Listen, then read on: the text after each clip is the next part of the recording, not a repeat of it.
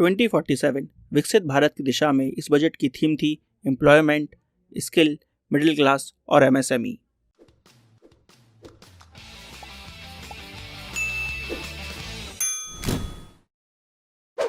Election के बाद NDA government ने अपना पहला बजट पेश किया। भारतीय फाइनेंस मिनिस्टर निर्मला सीतारमण ने 7वीं बार संसद में बजट को पेश किया। इस बजट में हमको आने वाले 5 साल में सरकार का क्या रोड मैप होने वाला है वो दिखता है। इसलिए यहाँ पर ये बात बहुत इंपॉर्टेंट है कि इस बजट को हम अच्छे से समझें। इसलिए फ्रेंड्स हमने बजट पर 2 वीडियो प्लान किए हैं, जहाँ पर पहले वीडियो में हम बजट को डिटेल में समझेंगे, उसके थ्योरी सेक्शन के बारे में बात करेंगे और फिर फ्रेंड्स इस थ्योरी सेक्शन से संबंधित किस तरह से एमसीक्यूज आपको एग्जाम्स में देखने को मिल सकते हैं, ये वीडियो आपको फ्रेंड्स प्रोवाइड किया जाएगा अक्षय सर द्वारा।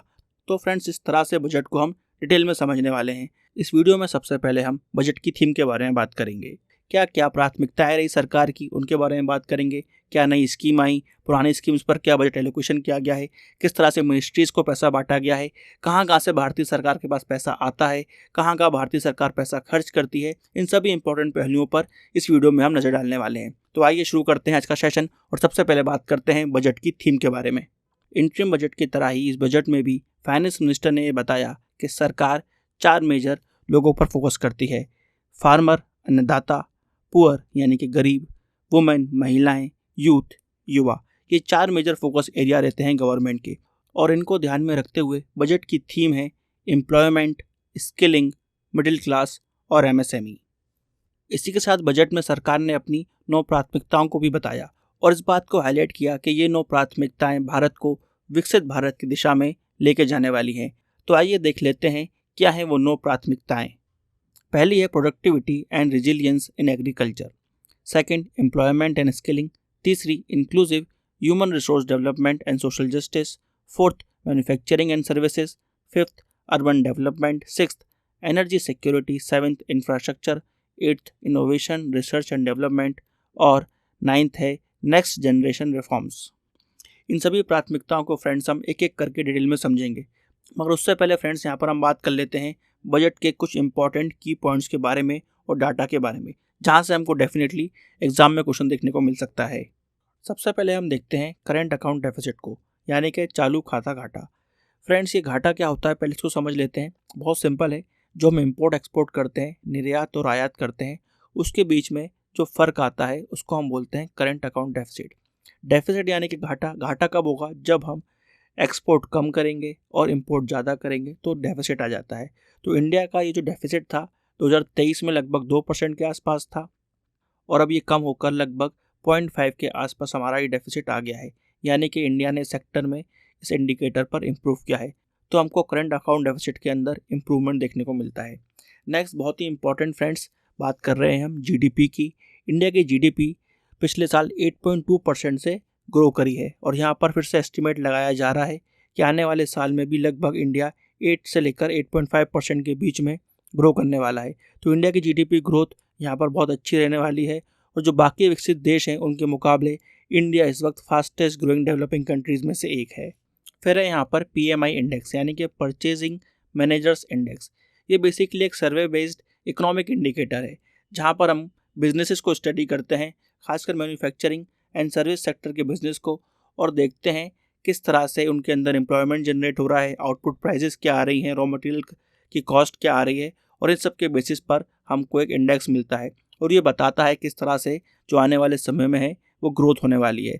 ये इंडिकेटर अगर 50 पॉइंट से ऊपर आता है तो उसको अच्छा माना जाता है और यहाँ पर हम देख रहे हैं कि लगातार 2023 और 24 में ये इंडिकेटर 50 पॉइंट से ऊपर रहा है, यानी कि इंडिया में जो बिजनेसेस हैं वो सही दिशा में जा रहे हैं। फिर हम बात करते हैं यहाँ पर डिक्लाइन इन NPA ऑफ। फिर यहाँ पर हम बात करते हैं नॉन परफॉर्मिंग एसेट की। फ्रेंड्स ऐसे लोन जो बैंक देती है फिर वापस उनको वसूल नहीं पाते, उनको हम सरल भाषा में NPA बोलते हैं, नॉन परफॉर्मिंग एसेट। यहाँ पर हम देख रहे हैं कि लगातार NPA की जो संख्या है वो घटती जा रही है, यानी कि जो हमारा बैंकिंग सिस्टम है वो स्ट्रांग होता जा रहा है। NPA में लगभग पिछले 6 साल से हमको लगातार गिरावट देखने को मिल रही है। बहुत इंपॉर्टेंट इंडिकेटर है, यहाँ से आपको क्वेश्चन देखने को मिल सकता है। नेक्स्ट यहाँ पर हम बात कर रहे हैं फिस्कल डेफिसिट की। काफ़ी न्यूज़ में रहता है, बहुत इंपॉर्टेंट टर्म है, वित्तीय घाटा। इसमें भी हम देखते हैं कि हमारी इकोनॉमी अच्छा परफॉर्म कर रही है और पिछले 4 सालों से लगातार इसके अंदर भी हमको गिरावट देखने को मिल रही है। पिछले वित्तीय वर्ष में फिस्कल डेफिसिट रहा 5.6% ऑफ जीडीपी। फ्रेंड्स, वैसे जो हमारा FRBM एक्ट है उसके अकॉर्डिंग फिजिकल डेफिसिट 3.5% से लेकर 4.5% के बीच में होना चाहिए। उसी दिशा में सरकार काम कर रही है और इस फाइनेंशियल ईयर में गवर्नमेंट का फिजिकल डेफिसिट का टारगेट है 4.9%। इस पॉइंट को नोट करिएगा। नेक्स्ट इंपॉर्टेंट इंडिकेटर है इन्फ्लेशन। इन्फ्लेशन के बारे में फाइनेंस मिनिस्टर ने कहा कि इन्फ्लेशन कंट्रोल में रहा है और पिछले साल इन्फ्लेशन हमको 5.4% का देखने को मिलता है।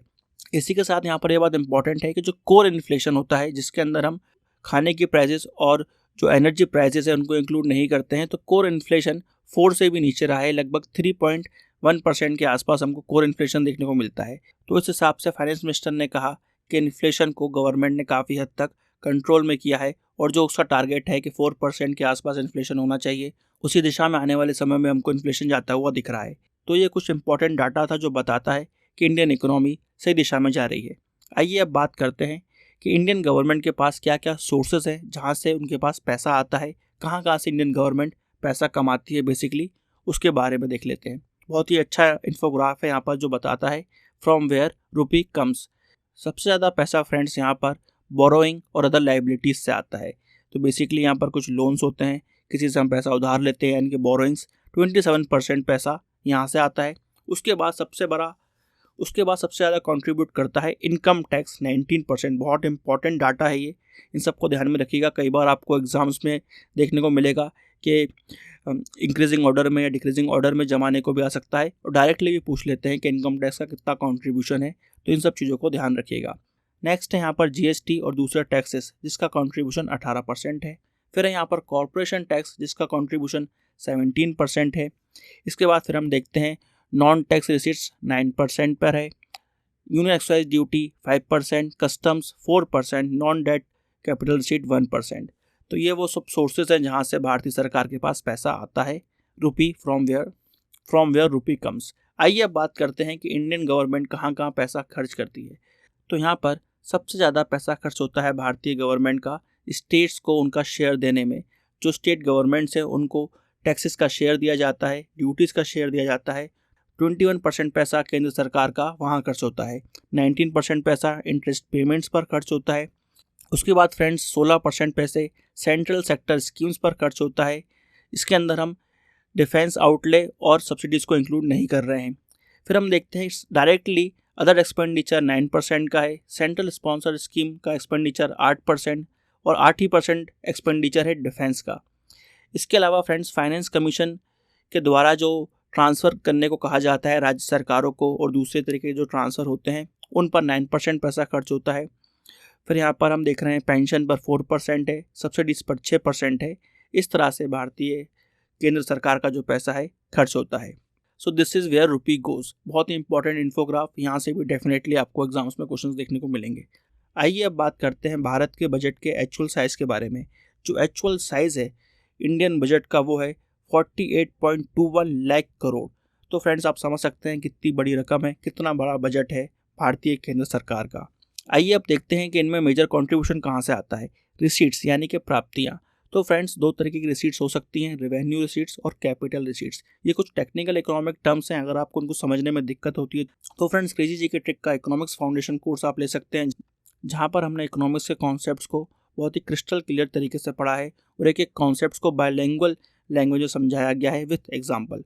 तो अगर आपको इकोनॉमिक्स समझने में दिक्कत होती है तो उस कोर्स को जरूर देखें। आपको फ्रेंड्स वो स्पेशल डिस्काउंटेड प्राइस पर मिल जाएगा और लिंक आपको कमेंट बॉक्स में और डिस्क्रिप्शन से मिल जाएगी। तो आइए अब समझ लेते हैं रेवेन्यू रिसीट्स को। रेवेन्यू जैसे ही आपके सामने नाम आता है तो समझ जाइए ये वो पैसा है जिसको हमें वापस नहीं करना। रिसीट्स यानी प्राप्तियाँ, हमारे पास आ गया, इस पैसों को हमें वापस नहीं करना है। तो जो टैक्स की इनकम होती है गवर्नमेंट की वो पूरी रेवेन्यू रिसीट्स कहलाती है। और यहाँ पर सरकार का एस्टीमेट है कि आने वाले फाइनेंशियल ईयर में लगभग 31.3 लाख करोड़ के रेवेन्यू रिसीट्स उसके पास आएंगे। पिछले वर्ष ये थे 27 लाख करोड़ रेवेन्यू रिसीट्स। फिर हम बात करते हैं कैपिटल रिसीट्स यानी कि पूंजीगत प्राप्तियाँ। ये प्राप्तियों में फ्रेंड्स यहाँ पर सरकार ने यह एस्टीमेट किया है कि आने वाले वित्तीय वर्ष में उनको ये कुछ कम देखने को मिलेंगी। पिछले साल ये 17.9 लाख करोड़ थे जो घटकर 16.9 लाख करोड़ होने की संभावना है। एक्चुअल फिगर्स हमको फाइनेंशियल ईयर ख़त्म होने के बाद ही हमारे सामने आएंगे। इसके बाद हम देखते हैं एक्सपेंडिचर, खर्चे। दो इंपॉर्टेंट पहलू होते हैं बजट के, एक होता है एक्सपेंडिचर यानी कि व्यय, और एक होता है इनकम यानी कि जहाँ से हमारे पास पैसा आने वाला है, यानी कि रिसीट्स। यानी रिसीट्स और एक्सपेंडिचर का जो हिसाब किताब है वही बेसिकली बजट कहलाता है। तो आइए अब बात करते हैं एक्सपेंडिचर की। रेवेन्यू एक्सपेंडिचर की बात करें तो ये लगातार गवर्नमेंट का बढ़ता जा रहा है और यहाँ पर एस्टिमेट लगाया गया है कि आने वाले वित्तीय वर्ष में 37.1 लाख करोड़ रेवेन्यू एक्सपेंडिचर हो सकता है। और यहाँ पर अगर हम बात करें इफेक्टिव कैपिटल एक्सपेंडिचर की तो वो भी लगभग 15 लाख करोड़ हो सकता है और ये भी पिछले साल के मुकाबले बढ़ता हुआ दिखता है। तो ये थे कुछ इंपॉर्टेंट डाटा फिगर्स जो हमको इस बजट में देखने को मिलते हैं। आइए फ्रेंड्स, अब हम गवर्नमेंट की कुछ इंपॉर्टेंट स्कीम्स के बारे में बात कर लेते हैं और देखते हैं गवर्नमेंट ने किस स्कीम पर कितना पैसा एलोकेट किया है। गवर्नमेंट की सबसे बड़ी स्कीम प्रधानमंत्री गरीब कल्याण योजना, जिसके लिए यहाँ पर बजट एलोकेट किया गया है 2.05 लाख करोड़ रुपीस। इसकी शुरुआत अप्रैल 2020 में हुई थी और फ्रेंड्स इस स्कीम को consumer affairs, food and public distribution मंत्रालय के द्वारा इम्प्लीमेंट किया जाता है। फिर यहाँ पर सबसे ज़्यादा रकम एलोकेट की गई है प्रधानमंत्री राष्ट्रीय ग्रामीण रोजगार गारंटी कार्यक्रम को, जिसको यहाँ पर इम्प्लीमेंट किया जाता है ग्रामीण विकास मंत्रालय द्वारा। इस स्कीम के लिए 86,000 करोड़ रुपीस दिए गए हैं। इसकी शुरुआत फ्रेंड्स फरवरी 2006 में हुई थी। यहाँ पर किस स्कीम की शुरुआत कब हुई थी ये डाटा भी दिया जा रहा है, इससे भी हमको क्वेश्चन देखने को मिले हैं क्योंकि। फिर प्रधानमंत्री आवास योजना की बात करें तो इसके लिए 85,000 करोड़ रुपीस दिए गए हैं। इसकी शुरुआत जून 2015 में हुई थी और आवास और शहरी कार्य मंत्रालय और ग्रामीण विकास मंत्रालय द्वारा इसे इम्प्लीमेंट किया जाता है। जल जीवन मिशन फ्रेंड्स, जिसको इम्प्लीमेंट किया जाता है जल शक्ति मंत्रालय द्वारा, इस स्कीम को 70,000 करोड़ रुपए दिए गए हैं और इसकी शुरुआत अगस्त 2019 से की गई थी। फिर हम देखते हैं प्रधानमंत्री किसान सम्मान निधि योजना, जहां पर किसानों को उनके खातों में साल में 6,000 रुपये दिए जाते हैं डायरेक्ट बेनिफिट ट्रांसफ़र के तहत। इसको इम्प्लीमेंट किया जाता है कृषि एवं किसान कल्याण मंत्रालय द्वारा। इस स्कीम के लिए 60,000 करोड़ रुपए एलोकेट किए गए हैं। इसकी शुरुआत दिसंबर 2018 में हुई थी। इसके बाद फ्रेंड्स हम देखते हैं शिक्षा के लिए यहाँ पर गवर्नमेंट ने 37,500 करोड़ रुपीस दिए हैं, जहाँ पर शिक्षा मंत्रालय इसको मैनेज करेगा। स्कीम है समग्र शिक्षा, शुरुआत हुई थी मार्च 2018 में।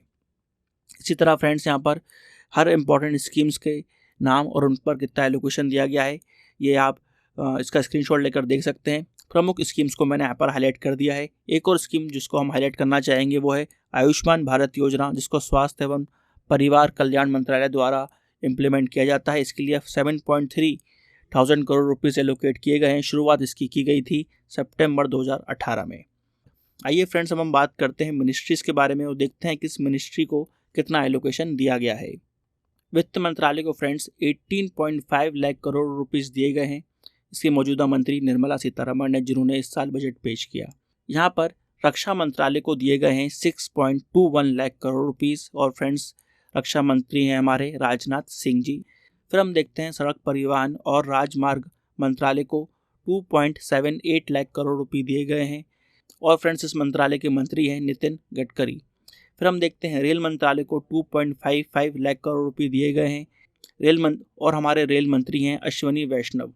Consumer affairs, food and public distribution मंत्रालय को 2.33 लाख करोड़ रुपए दिए गए हैं और इस समय इस मंत्रालय को संभाल रहे हैं प्रहलाद जोशी जी। गृह मंत्रालय की बात करें तो फ्रेंड्स गृह मंत्रालय को 2.19 लाख करोड़ रुपए दिए गए हैं और गृह मंत्री हैं अमित शाह जी। इसके बाद फ्रेंड्स हम देखते हैं ग्रामीण विकास मंत्रालय को 1.80 लाख करोड़ रुपये दिए गए हैं और इस समय इस मंत्रालय को संभाल रहे हैं मध्य प्रदेश के पूर्व मुख्यमंत्री शिवराज सिंह चौहान जी। फिर हम देखते हैं रसायन एवं उर्वरक मंत्रालय, जिसके इस वक्त मिनिस्टर हैं JP नड्डा जी और इस मंत्रालय को दिए गए हैं 1.68 लाख करोड़ रुपीस। नेक्स्ट है कृषि एवं किसान कल्याण मंत्रालय, जिसके लिए 1.52 लाख करोड़ रुपीस एलोकेट किए गए हैं और इस मंत्रालय को भी हम देखते हैं कि शिवराज सिंह चौहान जी संभाल रहे हैं। लास्ट में फ्रेंड्स हम देखते हैं कम्युनिकेशन मंत्रालय, जिसको यहाँ पर ज्योतिरादित्य सिंधिया संभाल रहे हैं और इस मंत्रालय के लिए 1.37 लाख करोड़ रुपीस एलोकेट किए गए हैं। यहाँ पर हमें टॉप 10 मिनिस्ट्रीज यानी मंत्रालयों की बात की गई है और कितना पैसा उनको एलोकेट किया गया है इसको हमने देखा है। आइए फ्रेंड्स, अब हम बात करते हैं कि इस साल के बजट में क्या टैक्स प्रपोजल्स, कर प्रस्ताव हमको देखने को मिलते हैं। फाइनेंस मिनिस्टर ने इस बात पर जोर दिया कि टैक्स को सिंप्लीफाई करने की उनकी कोशिश है, इसलिए यहाँ पर इनकम टैक्स एक्ट 1961 का वो रिव्यू कराना चाहती हैं ताकि टैक्सेस और आसान हो सकें, टैक्स की जो भाषा है वो भी आसान हो सके, जो टैक्स के मुद्दे पर कोर्ट में केसेस होते हैं वो कम हो सकें, और जो टैक्स बेस है उसको बढ़ाया जा सके, ज़्यादा से ज़्यादा लोग टैक्स के दायरे में आए, ये उनकी कोशिश है। इसलिए सिंप्लीफिकेशन ऑफ टैक्सेस करने की कोशिश यहाँ पर की जाएगी सरकार द्वारा। फिर हम देखते हैं यहाँ पर कस्टम ड्यूटीज़ को लेकर बहुत अहम फैसला लिया गया है और बहुत सारी चीज़ों पर कस्टम ड्यूटीज़ को कम किया गया है या फिर ख़त्म किया गया है। तो इसकी एक लिस्ट है, आइए इस लिस्ट को एक बार हम देख लेते हैं। दवाइयों को अफोर्डेबल बनाने के लिए यहाँ पर हम देखते हैं कि 3 कैंसर मेडिसिन को फुली एग्जेम्प्ट कर दिया गया है कस्टम ड्यूटीज से, यानी कि उन पर अब कोई भी कस्टम ड्यूटी नहीं लगेगी। यहाँ पर मोबाइल इंडस्ट्री को पुश देने के लिए जो बेसिक कस्टम ड्यूटी होती है वो मोबाइल्स पर 15% घटा दी गई है, मोबाइल चार्जर पर भी घटा दी गई है और मोबाइल PCBA पर घटा दी गई है। इसके बाद हम देखते हैं कि सोने और चांदी पर भी कस्टम ड्यूटी घटाकर 6% कर दी गई है और प्लेटिनम पर 6.4% कस्टम ड्यूटी कर दी गई है। श्रिम्प और फिश फीड को बढ़ावा देने के लिए यहाँ पर कस्टम ड्यूटी जो है 5% कर दी गई है। यहाँ पर कुछ कैपिटल गुड्स, ताकि मैन्युफैक्चरिंग सेक्टर को बढ़ावा मिले, खासकर जो कैपिटल गुड्स सोलर सेल और सोलर पैनल बनाने में काम आते हैं, उन पर कस्टम ड्यूटी हटा दी गई है। कैपिटल गुड्स फ्रेंड्स वो गुड्स होते हैं जो दूसरी मशीन्स बनाने के काम में आते हैं, यानी कि इन गुड्स को हम डायरेक्टली यूज़ नहीं करते हैं। कैपिटल गुड्स से हम मशीन बनाते हैं, उस मशीन से फिर हम एक फाइनल प्रोडक्ट बनाते हैं। तो कैपिटल गुड्स यानी कि बेसिकली ऐसे गुड्स जिनसे हम मशीन बना सकें, तो इन पर सोलर सेक्टर को बढ़ावा देने के लिए कस्टम ड्यूटी हटा दी गई है। यहाँ पर 25 क्रिटिकल मिनरल्स से भी हम देखते हैं कि कस्टम ड्यूटी हटा दी गई है, ताकि कुछ स्ट्रेटेजिक सेक्टर्स को बूस्ट मिल सके। आइए बात करते हैं डायरेक्ट टैक्स प्रपोजल के बारे में। सबसे पहले बात हम कर रहे हैं कैपिटल गेन टैक्स के बारे में। जब आप कोई एसेट खरीदते हैं, उस एसेट की वैल्यू बढ़ जाती है, तो यहाँ पर जो बड़ी है वैल्यू एसेट की, उससे आपको कैपिटल गेन हुआ है, तो इस पर जो टैक्स लगता है उसको हम बोलते हैं कैपिटल गेन टैक्स। तो short term gain of financial asset पर हम देखते हैं कि 20% टैक्स लगाया जाएगा, और लॉन्ग टर्म तक कोई एसेट आपके पास रहती है तो उस पर 12.5% कैपिटल टैक्स लगाया जाएगा। यहाँ पर एग्जेम्पशन की जो लिमिट है उसको बढ़ाकर 1.25 लाख पर ईयर कर दिया गया है। इसी के साथ बहुत ही इंपॉर्टेंट जो यहाँ पर डिसीजन लिया गया है वो ये है कि एंजल टैक्स जो खासकर स्टार्टअप्स होते हैं उनको दिया जाता है, फंडिंग के लिए दिया जाता है, उसको ख़त्म करने की बात की गई है। किसी भी क्लास के इन्वेस्टर हो, एंजल टैक्स को यहाँ पर ख़त्म करने की बात की गई, जिससे स्टार्टअप्स को डेफिनेटली काफ़ी बूस्ट मिलेगा। इसी के साथ फ्रेंड्स यहाँ पर डोमेस्टिक क्रूजेस के लिए टैक्स रिजीम को सिंपल किया गया है। हार्बर्स पर जो हमारी बंदरगाह है वहाँ पर इन्वेस्टमेंट आ सके, उसके लिए भी यहाँ पर फॉरेन माइनिंग कंपनीज़ को एनकरेज किया जा रहा है। साथ साथ फ्रेंड्स यहाँ पर रॉ डायमंड्स जो इंडिया में पॉलिश होते हैं, उस इंडस्ट्री को बढ़ावा देने के लिए उन टैक्सेस को भी कम करने की बात की गई है। यहाँ पर फॉरेन कंपनीज जो इंडिया में हैं, उन पर जो कॉर्पोरेट टैक्स लगता था उसको कम कर दिया गया है, 40% से 35% पर अब उसको ला दिया गया है। तो ये कुछ इंपॉर्टेंट पहलू हैं डायरेक्ट टैक्स प्रपोजल्स के। इसके बाद फ्रेंड्स गवर्नमेंट ने न्यू टैक्स रिजीम में भी कुछ चेंजेस किए हैं और इसको और सिंपल बनाने की कोशिश की है। यहाँ पर टैक्स स्लैब की बात करें तो 0 से लेकर 3 लाख तक जिन लोगों की आय है उनको 0 टैक्स देना है, और जिन लोगों की आय 3 से लेकर 7 लाख के बीच में है उनको 5% टैक्स, जिनकी आय 7 से 10 लाख के बीच में है उन पर 10% टैक्स लगेगा, जिनकी आय 10 से 12 लाख के बीच में है उनको 15% टैक्स देना पड़ेगा, जिनकी आय 12 से 15 लाख के बीच में है उनको 20% टैक्स देना पड़ेगा, और 15 लाख से ऊपर जिनकी आय है उनको 30% टैक्स देना होगा। सैलरीड एम्प्लॉयज़ के लिए जो स्टैंडर्ड डिडक्शन है उसको बढ़ाकर 50,000 से 75,000 कर दिया गया है, और जो फैमिली पेंशन पर रिडक्शन है उसको 15,000 से बढ़ाकर 25,000 कर दिया गया है। यहाँ पर वित्त मंत्री का कहना है कि जो चेंजेस किए गए हैं, इन चेंजेस की वजह से लगभग एक आम इनकम टैक्स पर 17,500 रुपये का फ़ायदा लोगों को देखने को मिलेगा। तो ये कुछ इंपॉर्टेंट डाटा, इंपॉर्टेंट फिगर्स थी बजट के बारे में, जिसको हमने डिस्कस कर लिया है। आइए फ्रेंड्स, अब हम जो 9 प्राथमिक एरियाज़ हैं उनको एक एक करके डिटेल में डिस्कस कर लेते हैं। पहली प्राथमिकता है productivity and resilience in agriculture. इसके तहत हम देखते हैं कि यहाँ पर कृषि रिसर्च पर जोर दिया गया है, वेजिटेबल प्रोडक्शन और उनके सप्लाई चेन पर जोर दिया गया है। साथ में फ्रेंड्स यहाँ पर एक नेशनल कोऑपरेशन पॉलिसी बनाने की बात की गई है। इसी के साथ फ्रेंड्स यहाँ पर आत्मनिर्भरता पर भी जोर दिया गया है, जहाँ पर हम ऑयल सीड्स यानी कि मस्टर्ड, ग्राउंडनट, सीसम, सोयाबीन और सनफ्लावर में आत्मनिर्भर बनना चाहते हैं। यहाँ पर वित्त मंत्री ने ये भी बताया कि वो 109 नई वैरायटीज़ भी लॉन्च करेंगी बीज की, सीड्स की, जो कि हाई यील्डिंग होंगी, जिससे ज़्यादा उपज होगी, और ये वैरायटी क्लाइमेट रेजिलिएंट भी होगी, यानी कि जो क्लाइमेट चेंज हमको देखने को मिल रहा है उसको सहन करने की शक्ति इन सीड्स में, इन बीज में होगी। इसके बाद हम देखते हैं एग्रीकल्चर में यहाँ पर नेचुरल फार्मिंग पर जोर दिया गया है और ये बताया गया है कि आने वाले 2 साल में 1 करोड़ फार्मर्स को जो है नेचुरल फार्मिंग सिखाई जाएगी और उनको उनसे जोड़ा जाएगा। इसके लिए यहाँ पर 10 lakh bio input resource centre भी एस्टैब्लिश किए जाएंगे। साथ में यहाँ पर फिश प्रोडक्शन, खासकर श्रिम्प प्रोडक्शन और उनका एक्सपोर्ट पर जोर दिया गया है। इंडिया 2nd नंबर पर आता है श्रिम्प प्रोडक्शन में। श्रिम्प एक एक्वाटिक एनिमल होता है जिसका प्रोडक्शन किया जाता है, इसकी फार्मिंग की जाती है एक्वा फार्मिंग के तहत। इसको बढ़ावा दिया जा रहा है क्योंकि इंडिया सबसे बड़ा एक्सपोर्टर बनना चाहता है श्रिम्प प्रोडक्शन में। श्रिम्प प्रोडक्शन को बढ़ाने के लिए और उसको एक्सपोर्ट करने के लिए नाबार्ड यहाँ पर सहायता करेगा। इसके बाद हम देखते हैं कि इंफ्रास्ट्रक्चर का डिजिटलाइजेशन भी किया जा रहा है।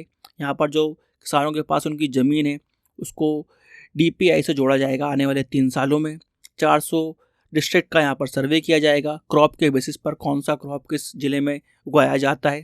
साथ में फ्रेंड्स यहाँ पर किसानों को जन समर्थ बेस्ड किसान क्रेडिट कार्ड भी दिए जाएंगे। तो ये है पहला प्राथमिक area, first priority sector. Second हम देखते हैं यहाँ पर एम्प्लॉयमेंट और स्किलिंग की बात की गई, जिसके तहत यहाँ पर प्राइम मिनिस्टर के पैकेज से हमको 3 अच्छी स्कीमें देखने को मिलती हैं जो कि एम्प्लॉयमेंट को यानी कि रोज़गार को बढ़ावा देती हैं। पहली स्कीम में यहाँ पर जो लोग पहली बार नौकरी करेंगे उनको यहाँ पर जिस कंपनी में वो नौकरी करेंगे उस कंपनी को बेसिकली यहाँ पर 15,000 रुपये दी जाएंगे, यानी कि जो पहली सैलरी है और वो 15,000 तक है तो वो यहाँ पर सरकार पे करने वाली है। इस स्कीम से अंदाज़ा लगाया जा रहा है कि लगभग 2 करोड़ 10 लाख युवाओं को फ़ायदा मिलेगा। दूसरी स्कीम भी यहाँ पर इसी से जुड़ी हुई है। जो लोग यहाँ पर पहली बार जॉब करने जा रहे हैं उनका जो EPFO कॉन्ट्रीब्यूशन है, एम्प्लॉयमेंट फंड कॉन्ट्रीब्यूशन, वो यहाँ पर सरकार 4 साल तक करेगी और लगभग इसका फ़ायदा 30 लाख युवाओं को मिल सकता है।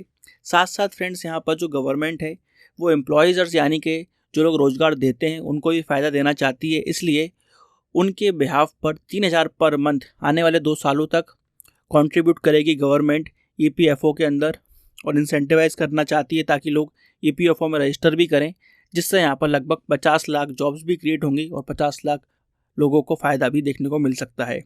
यहाँ पर महिलाओं को रोज़गार से जोड़ा जाए और बढ़ावा दिया जाए, इसके लिए यहाँ पर वर्किंग वुमेन हॉस्टल्स बनाने की बात की गई है। स्टूडेंट्स को भी यहाँ पर लोन फैसिलिटी मिले ताकि वो एम्प्लॉयमेंट ले सकें, स्किल अपनी बढ़ा सकें। उसके लिए यहाँ पर जो 7.5 लाख तक का जो लोन है वो गवर्नमेंट गारंटीड मिलना चालू होगा। 10 लाख तक का लोन यहाँ पर हायर एजुकेशन के लिए मिल सकता है। साथ साथ यहाँ पर फ्रेंड्स ये जो एजुकेशन लोन मिलेगा उसके लिए गवर्नमेंट डायरेक्टली 1 लाख स्टूडेंट्स को वाउचर्स देना भी चालू करेगी और यहाँ पर 3% कम इंटरेस्ट भी लगेगा उनका, ताकि जो स्टूडेंट्स हैं वो हायर एजुकेशन ले सकें, स्किल अपनी बढ़ा सकें।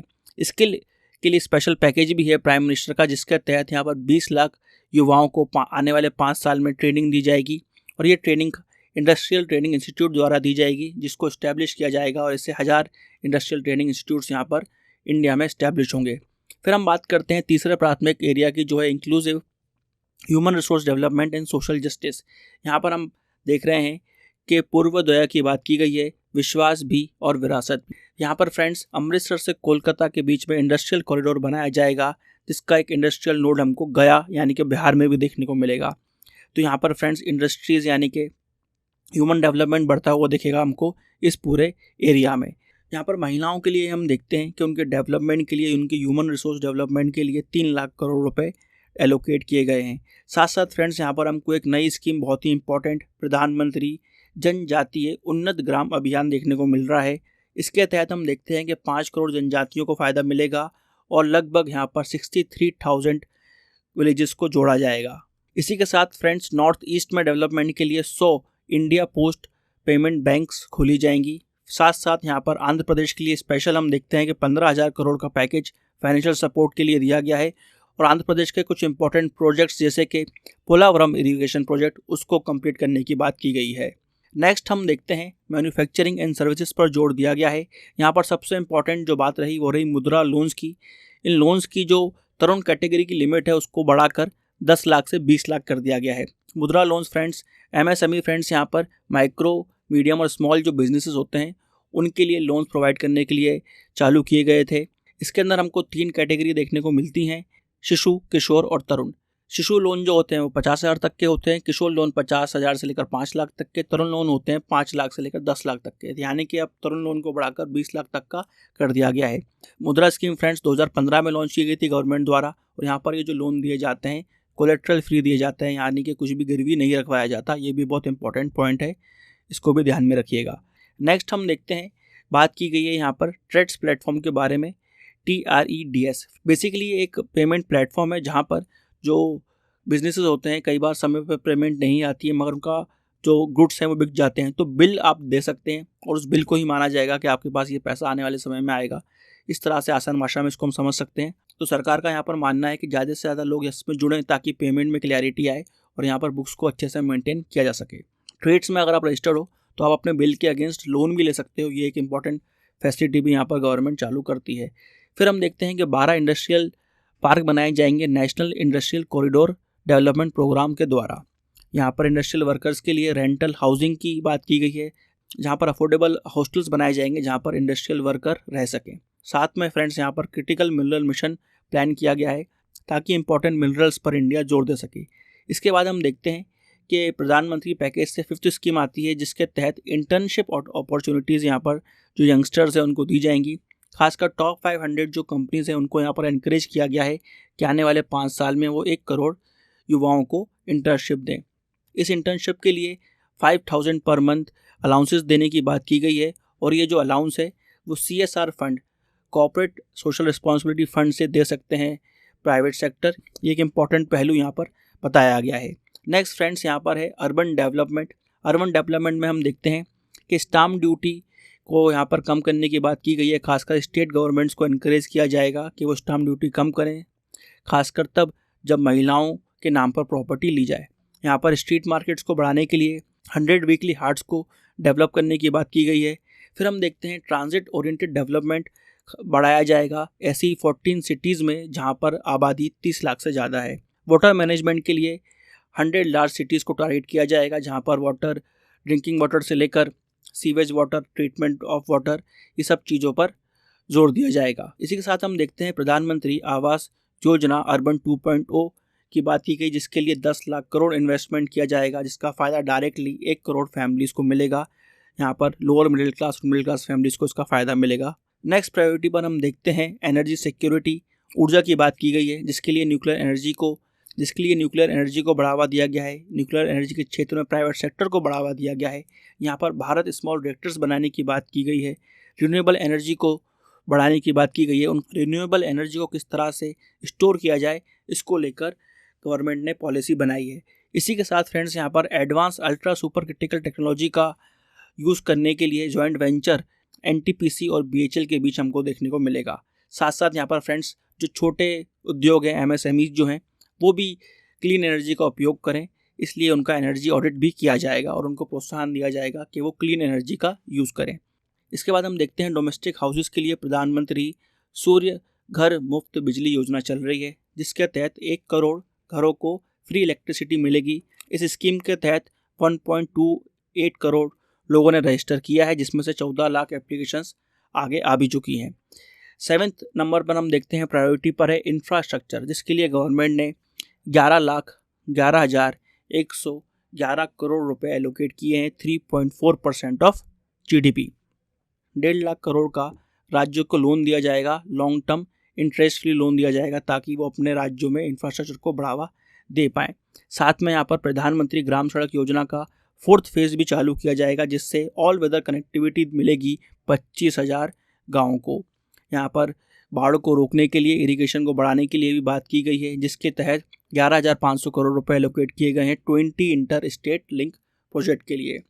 फिर यहाँ पर इंफ्रास्ट्रक्चर में ही हम देखते हैं कि टूरिज़्म को बढ़ावा देने के लिए विष्णुपथ टेम्पल कॉरिडोर और महाबोधि टेम्पल कॉरिडोर हमको बिहार में देखने को मिलेंगे। राजगीर और नालंदा भी डेवलप किया जाएगा बिहार में। साथ साथ यहाँ पर फ्रेंड्स उड़ीसा को एक अल्टीमेट टूरिज़्म डेस्टिनेशन बनाने की बात भी की गई है क्योंकि वहाँ पर spiritual, religious, natural, wild life सभी तरह के पहलू हमको देखने को मिलते हैं जिससे उड़ीसा एक अल्टीमेट टूरिस्ट डेस्टिनेशन बन सकता है।